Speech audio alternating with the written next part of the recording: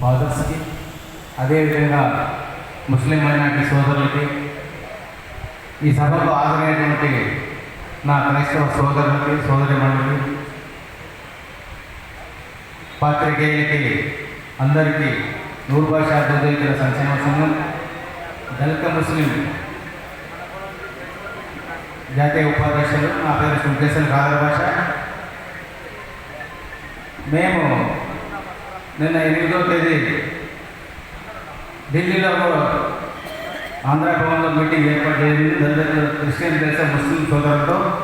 అదేవిధంగా 9వ తేదీ ధర్నా చౌక్లో ధర్నా చేయడం, బాలకృష్ణ కమిషన్ చైర్మన్ గారికి కూడా రిప్రజెంటేషన్ ఇచ్చి మాకు సమాజంలో జరుగుతున్న వివక్షల గురించి వారికి చూడగా వివరించడం జరిగింది.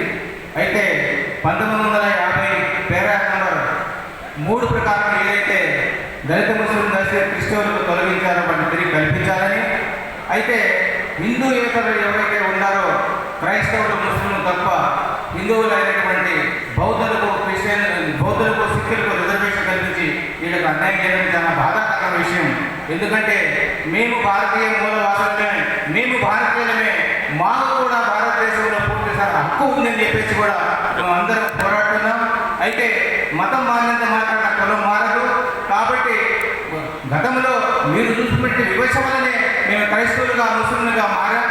అదేవిధంగా మాకు ఈ యొక్క ఏదైతే రిజర్వేషన్ కల్పించాలని, ఈ యొక్క మనకు ఏదైతే ప్రెసిడెంట్ రావడం ప్రకారం ఏదైతే మన మన్మోహన్ వేశారో అప్పుడు కమిషన్ వేశారు, రిపోర్ట్ బయటికి రాలేదు సత్యాగ్రహ ఆధారాలుగా.